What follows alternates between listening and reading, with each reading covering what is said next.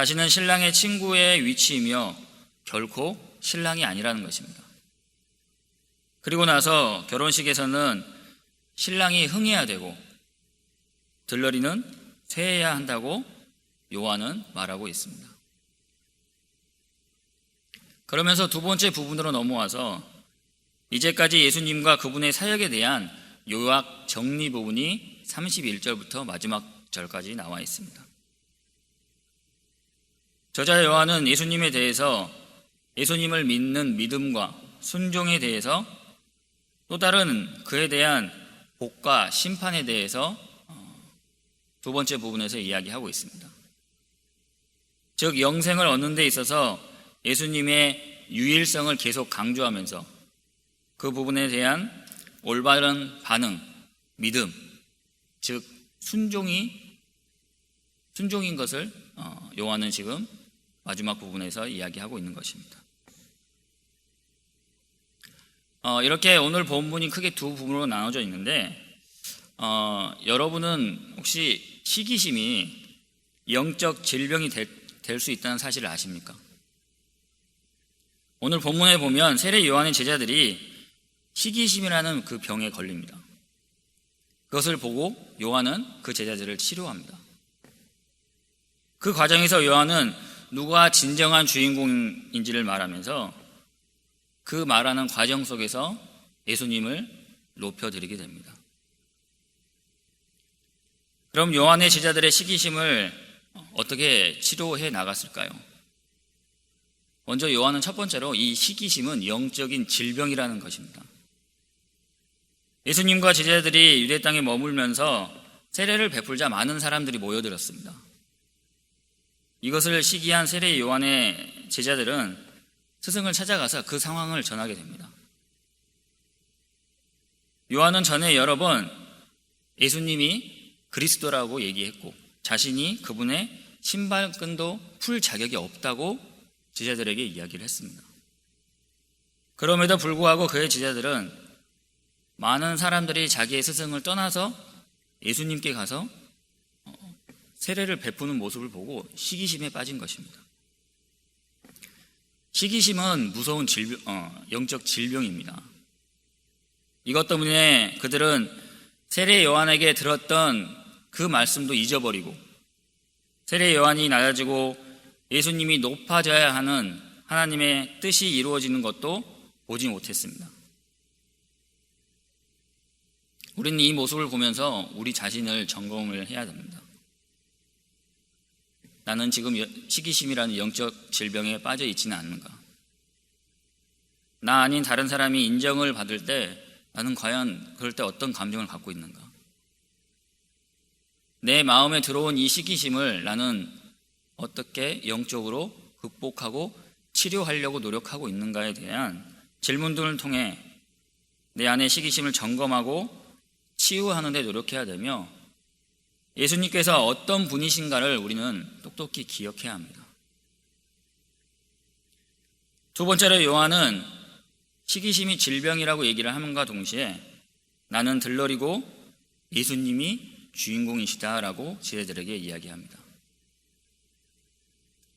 세례 요한은 28절에서 29절에서 보면 제자들에게 예수님은 하늘에서 오신 분이고 그리스도라고 다시 한번 강조합니다. 신부를 맞이하는 신랑이 결혼식의 주인공이고 친구는 들러리이고 이렇게 말한 것처럼 우리의 구속사역의 주인공인 메시아이신 이 예수님 자신은 그분을 돕는 들러리라고 요한은 지금 제자들에게 계속 강조하면서 이야기하고 있는 것입니다. 요한은 신랑을 보고 기뻐하는 친구처럼 말했습니다. 30절에 보면 그는 흥해야 하겠고 나는 쇠하여야 하리라 라고 요한은 이야기합니다. 세례 요한은 예수님이 누구이신가를 분명하게 알고 있었습니다. 그렇기 때문에 요한은 시기심을 가질 이유가 없었습니다.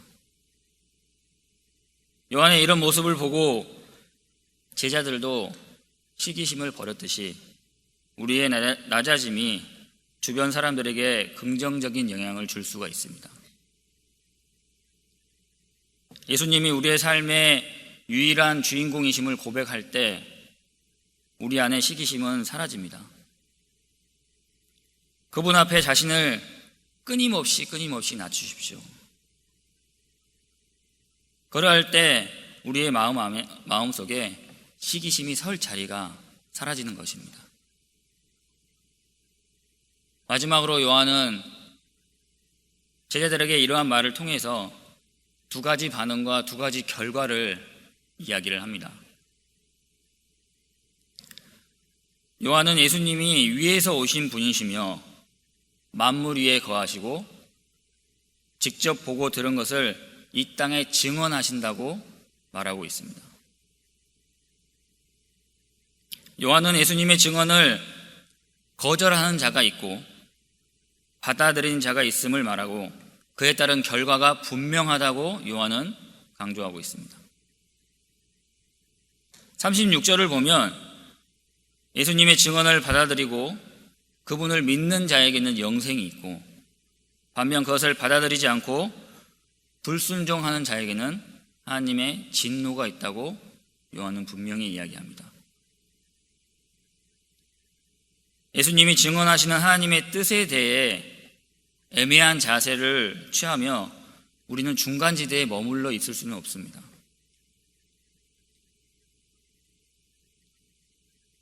우리가 날마다 예수님의 말씀을 듣고 매 주일마다 예수님의 말씀을 듣고 예배 때마다 예수님의 말씀을 듣지만 그 말씀이 귀로 듣고 끝낼 그런 추상적인 이론이 아니라 우리가 따르기로 결단해야 될 구체적인 명령인 것입니다. 우리는 결단하고 선택해야 합니다. 우리가 어떠한 선택을 하느냐에 따라 우리가 맞이해야 되는 그 결과가 결정이 되고 달라지게 되는 것입니다. 주님의 말씀을 따라갈 때 가장 선한 결과가 있음을 믿고 그 말씀에 순종하면서 우리가 나가야 됩니다. 사랑하는 성도 여러분, 우리는 육체적으로 건강할 수 있습니다. 그러나 영적으로 우리 자신이 어떠한 질병에 걸려 있는지 우리는 끊임없이 점검해야 합니다. 우리가 어떤 일을 하든지 봉사나 섬김, 나에게 맡겨주신 사역을 통해서 내 자신이 드러나거나 내가 높아지지 않고 오직 예수님만이 나타나야 하는 것입니다. 그래서 그 섬기는 대상이 우리 자신을 기억하거나 우리의 교회 이름을 기억하는 게 아니라 예수 그리스도라는 그 이름만이 기억되게 해야 되는 것입니다.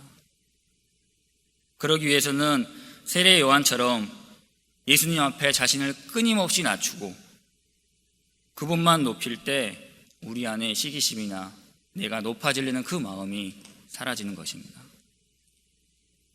비록 우리가 들러리같이 낮아져도 그분만이 빛날 수 있고 그분만이 높아질 수 있다면 아마 우리는 요한처럼 행복하지 않을까요?